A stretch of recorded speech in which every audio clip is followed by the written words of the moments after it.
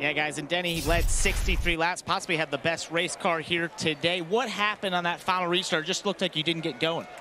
Well, the 5 was just laying back so much. I was trying to back up to him. So I just kind of focused forward probably. Gave the 45 an opportunity to get up there in front of us. So just, kind of sleeping on the restart, looking in the rear view instead of looking in the front. But hats off to the Yahoo team, Cameron TRD team, just another really, really fast car. It just didn't need that caution at the end. Guys, that's the point there, right? Watching the back, trying to time those restarts, just mistimed at the end. Eric Jones with a third-place finish after changing a transaxle, barely made it to the grid for the race.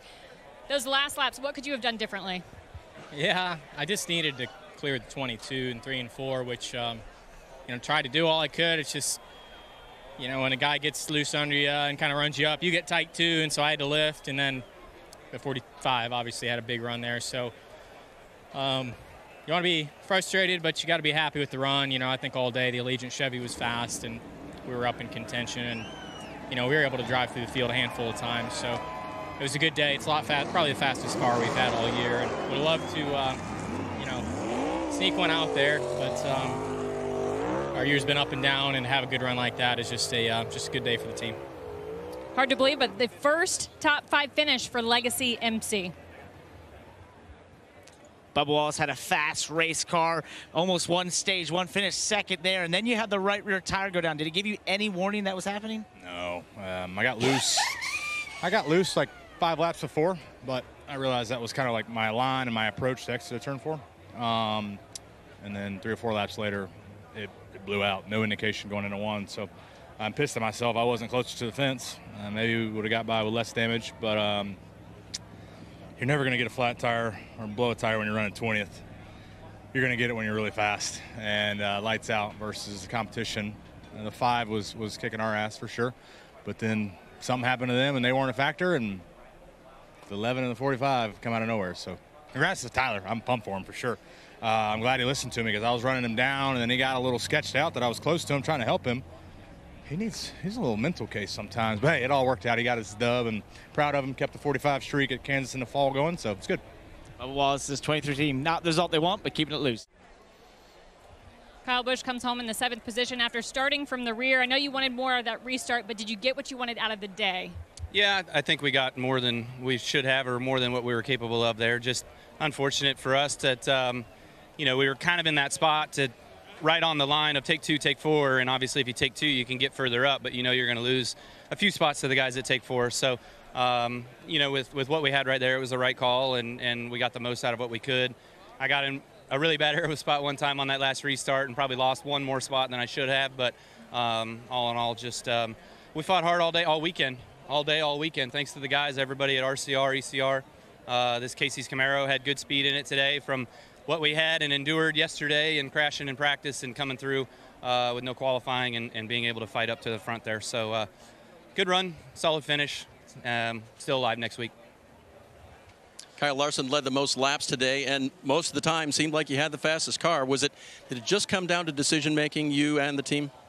Yeah, we got kind of bit there. I think it started with me. I was the leader, and know that the bottom lane is the better lane to restart in as a control car. I just wanted to try the outside. I had one from there earlier in the race, and I just wanted to learn.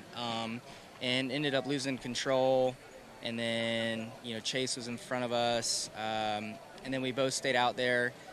And the 12 poked my outside, and I was trying to run hard through 1 and 2, and I got really loose and had to almost crashed, and then just got ate up from there, and basically just tried to nurse it to the next pit stop, and then fight again, and that's what we did. Just kind of took ourselves out of it, but all in all, it was still a great weekend. Qualified well, won a stage, had the best car today for sure. We could drive off to a big lead, so we'll just take the positives from the day and then roll on to Bristol, a track that we run really well at, and try to put it all together.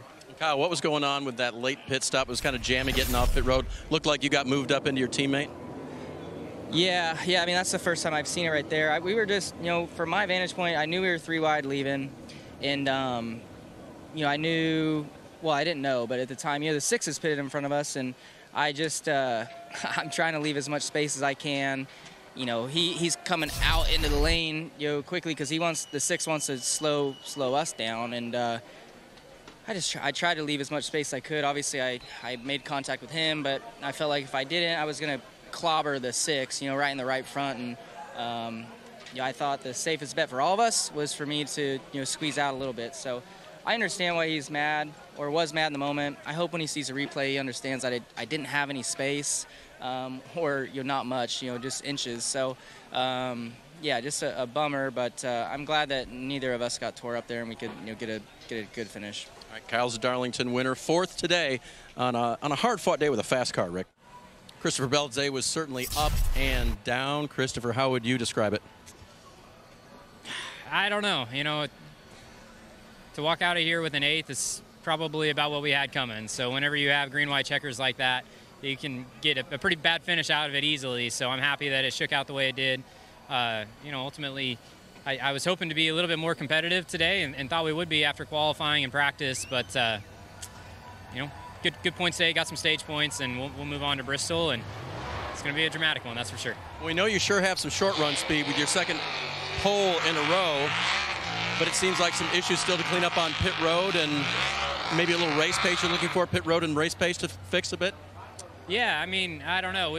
There's been plenty of races where we've had backside speed and not frontside speed, so it is what it is. We haven't put it all together yet, but we're still in the hunt, so I'm thankful for that. Good news is he's still above the cut line. Ryan Blaney's 12th place finish puts him plus 25 to the good headed into Bristol. How do you feel about that?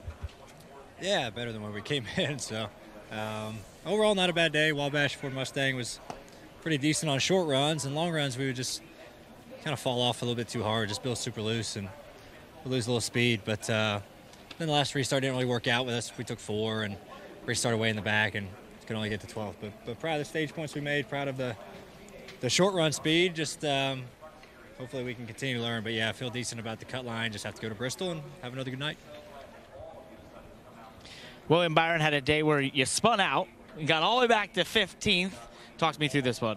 Oh, she was loose. Yeah, I don't know. It just, you know, once the track took a set in stage 1, kind of got all the rubber from yesterday's race off the track, it seemed like we were just free from that point on. And, yeah, I didn't know how free in that first stage. I just let the 45 go, and it just came around on me. And we tried a lot of things to tighten it up after that point, and our Raptor Chevy just kept building to the same spot on the long run. So we would just start tighter, but build to a similar spot after 15 laps, I would say. So a lot of work to do to kind of figure out what that was, but just tough. You know, we had to kind of maintain on the long runs and just finish a solid race. We really needed to finish there. So happy with that. Happy with our team's effort. You know, worked really hard on it. So we'll go to work at Bristol. Looks like we're plus 41, so we just got to have a good, solid couple stages there. 24 team has a good buffer going to Bristol.